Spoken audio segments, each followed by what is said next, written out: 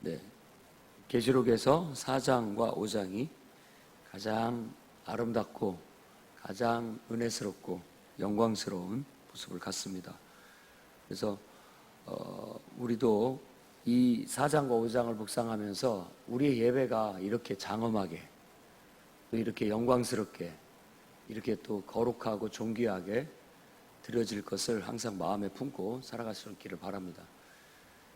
일단 사람들은 항상 뭔가에 사로잡혀서 살고 있습니다. 뭐 연속극에 빠지든지 영화에 빠지든지 어떤 책에 빠지든지 또 일에 빠지든지 또 뭐 가정사에 빠지든지 뭐 염려 근심에 빠지든지 뭔가에 항상 이렇게 빠지게 됩니다.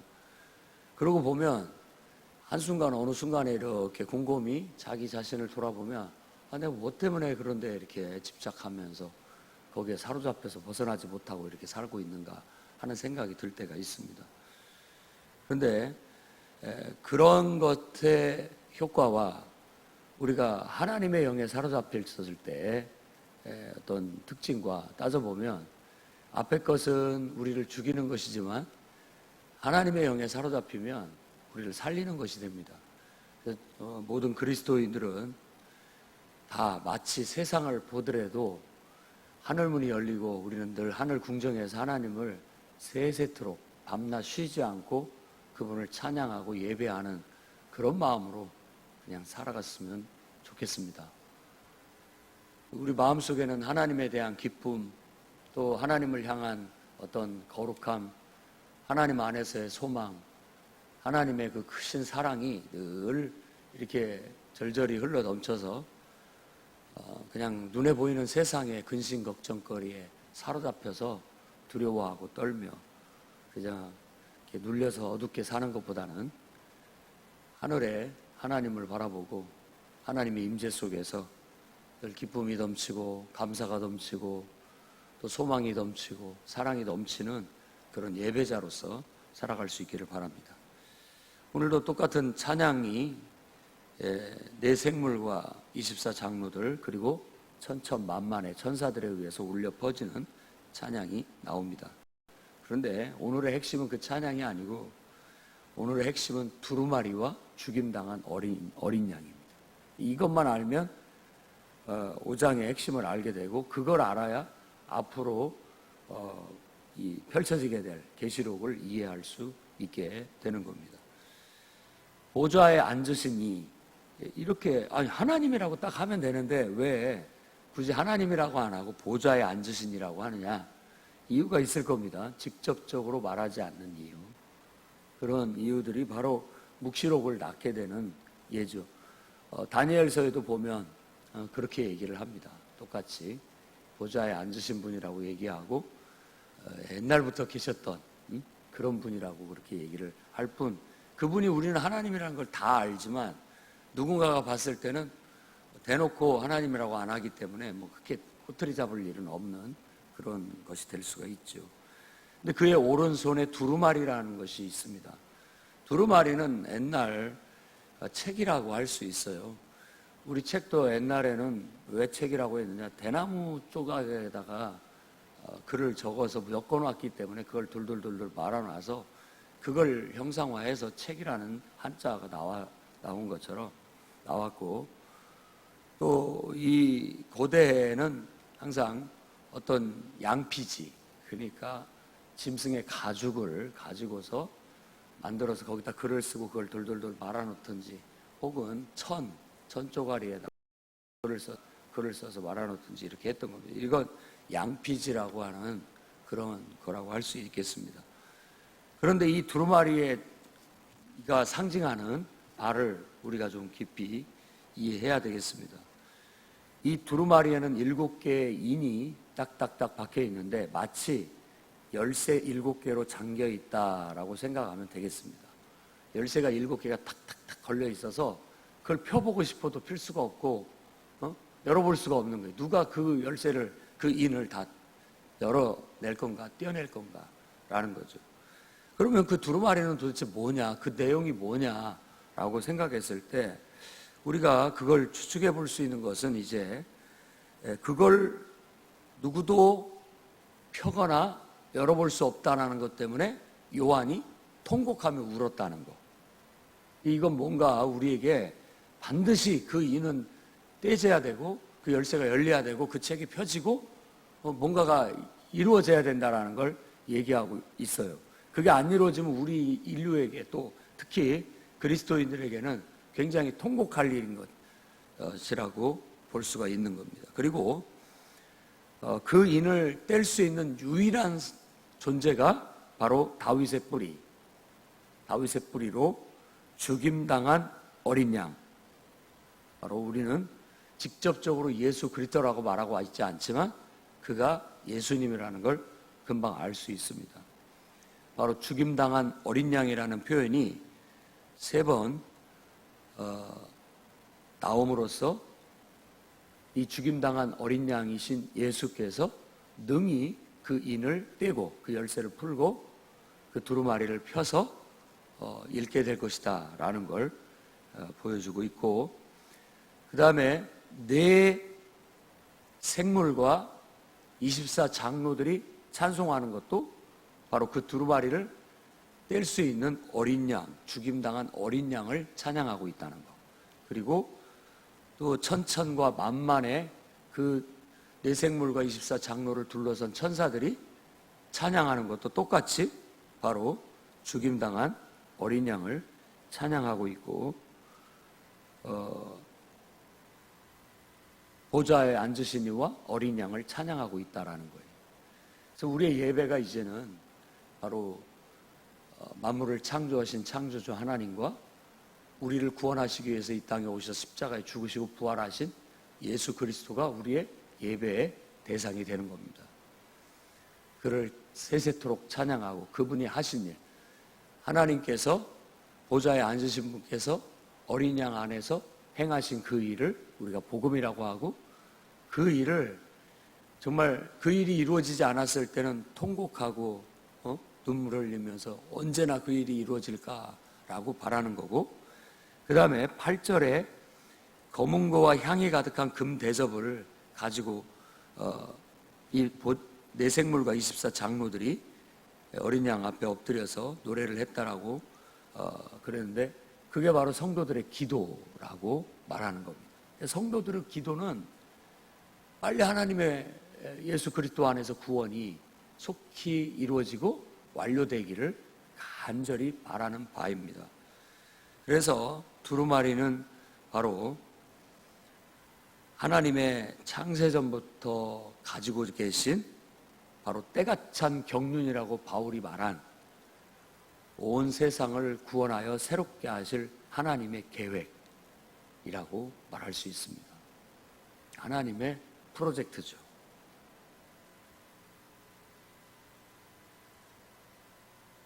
이 세상이 사탄이라는 하나님을 거역하는 악의 세력에 의해서 인간이 거기에 유혹을 받고 꾀임을 받아서 그쪽으로 휩쓸려 가고 있을 때 이 세상이 잘못 돌아가고 있게 됨으로써 벌어지게 되는 수많은 죄악들, 이런 것들을 있고, 그것을 하나님께서 그냥 지켜만 보시지 않고 그런 잘못된 세상을 바로잡으시고 새롭게 하실 계획을 이미 창세전부터 가지고 계셨다라는 것. 그래서 그의 오른손에 들린 이 두루마리는 바로 하나님께서 가지고 계신 온 세상을 구원하고 새롭게 하실 바로 이 창조 세계에 대한 하나님의 비밀의 경륜, 하나님의 계획이 그 속에 담겨 있게 되는 겁니다. 성도들은, 우리가 성도들의 한 사람으로서 우리는 날마다 그 하나님의 뜻이 이루어지기를, 속히 이루어지기를 기도하는 겁니다. 옛날에 기도는 그 기도 자체가 시이기도 하고요, 노래이기도 하고 그랬습니다. 그리고 최초의 고대로 가면 갈수록 모든 문서는 서사시, 시적입니다. 글 자체가 소중하고 글 자체가 귀했고, 그러다 보니까 막 너절하게 표현하는 것보다는 함축적으로, 그리고 가장 아름다운 말로 표현을 하는 것이 가장 이상적이었죠. 그래서 검은고를 이렇게 타면서 그 아름다운 선율 속에서 가장 인간의 아름다운, 낼 수 있는 가장 아름다운 소리로 노래하듯 기도를 하는 겁니다. 우리의 기도가 하나님과의 대화라고 해서 우리도 그냥 일상적으로 얘기하듯이 얘기한다라고 생각하는데, 좀 더 여러분들의 기도를 더 거룩하게 영광스럽게 한번 해보십시오. 기도는 하나님 앞에 내가 낼 수 있는 가장 아름다운 소리, 뭔 소리가 되었든지 간에 그것이 노래처럼 또 시처럼 아름다운 말로 또 아름다운 소리로, 그 소리 자체에 아름다움이 있거든요. 여러분들도 그거 알죠? 우리나라는 옛날부터 판소리 같은 거 이렇게 하면 저도 들어보면 저도 좋거든요. 그 소리가.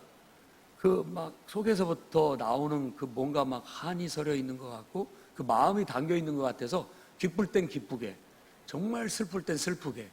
그러니까 함께 막 웃을 때는 해학적으로 웃고 또 막 눈물을 참아가면서 막 그 얘기를 듣기도 하고 그런 것들이 있잖아요. 우리의 기도 속에도 이 소리 속에 슬픔을 담고 또 기쁨을 담고 우리의 간절한 바람을 담고 그것들이 내가 낼 수 있는 소리로 하나님 앞에 올려지는 거예요. 그래서 찬양 자체는 원래 곡조 있는 기도죠. 곡조 있는 기도입니다. 내나 그 기도를 좀 더 세분화시키다 보니까 찬양이라고 말할 뿐 우리 성도들의 기도입니다. 늘 인생의 어려움 속에서 또 세상의 죄악 가운데서 질병의 위험과 또 전쟁의 위험과 죽음의 위험과 온갖 인생 문제의 위험 속에서 우리가 견디지 못해서 부르짖는 소리, 그게 바로 우리의 기도입니다. 힘들면 힘들다고 하나님 앞에 내는 소리, 기쁘면 기뻐서 내는 소리, 감사하면 감사해서 내는 소리, 이 모든 것들이 하나님의 금향로에, 금대접에 담겨져서 검은 것소리와 함께 하나님 앞에 올려지는 우리들의 기도입니다. 그 기도문은 모든 피조물의 소망이 담겨져 있는 거예요. 빨리 하나님께서 이 세상의 악을 근절하시고 하나님께서 빨리 이 땅에 정말 하나님의 나라, 천국을 이루시기를 소망하는 우리의 바람. 그래서 더 이상 아픈 것도 없고 질병도 없고 곡하는 것도 없고 애통하는 것도 없고 더 이상 눈물을 흘릴 일도 없고 더 이상 정말 우리가 죽을 일도 없는 그런 모든 것들을 다 걷어내서 그 눈에 눈물을 씻기시고 더 이상 죽음이 없는 그런 세상을 이루시기를 바라는 간절한 바람이 있는 겁니다. 우리가 보는 드라마 속에도 그 바람이 들어있고 우리가 보는 영화 속에도 그 기도문이 들어가 있는 거고요. 세상의 모든 노래와 문학과 소설과 시와 모든 것 속에도 바로 그 기도문이 담겨져 있는 거예요. 여러분이 그런 것들을 볼 때마다 그 피조물들의 아우성 소리, 온 세상의 간절한 바람이 무엇인지를 그 속에서 읽어낼 수 있어야 되겠고 또 그 지금도 하나님은 그런 기도가 하늘에 올려지고 있다라고 이런 환상을 통해서 우리에게 보여주고 있는 겁니다. 그러니 여러분들이 눈을 떠서 예배당을 찾아오고 여기에 자리를 잡고 앉아서 하나님 앞에 무슨 소리를 내든 하나님을 향하여 가장 내 속에서 우러나오는 소리로 그게 무슨 말이 되었든지 간에 그 아름다운 소리로 주님을 향해서 내 간절한 바람이 그저 올려갈 수 있도록 그저 그냥 내 안에 울림이 우리의 기도가 되어 또 찬양이 되어 하나님 앞에 올려질 수 있도록 그렇게 드려지기를 바랍니다. 그렇다면 하나님께서도 그 계획대로 우리의 기도를 들으시고 속히 그 모든 일을 이루시게 될 것이라는 겁니다. 그래서 우리는 그것을 기뻐하고 예수 그리스도를 기뻐하는 건 이미 이제 이 문제를 해결하시려고 예수 그리스도를 이 땅에 보내셨다는 거, 그리고 그분이 죽임 바 되었다는 거, 이 죽음이 반드시 필요한 겁니다. 그 인을 떼기 위한 조건에 부합하기 위해서. 그리고 그분이 죽은 자 가운데서 반드시 부활하시고 살아나셔야만 했었습니다. 그래서 죽임당한 어린 양이라는 말은 지금 살아있다는 뜻이에요. 부활하셔서 그 부활하신 예수 그리스도께서 능히 하나님께서 가지고 계신 그 계획을 다 이루실 것이고 최후의 완성을 이루실 것이라는 겁니다.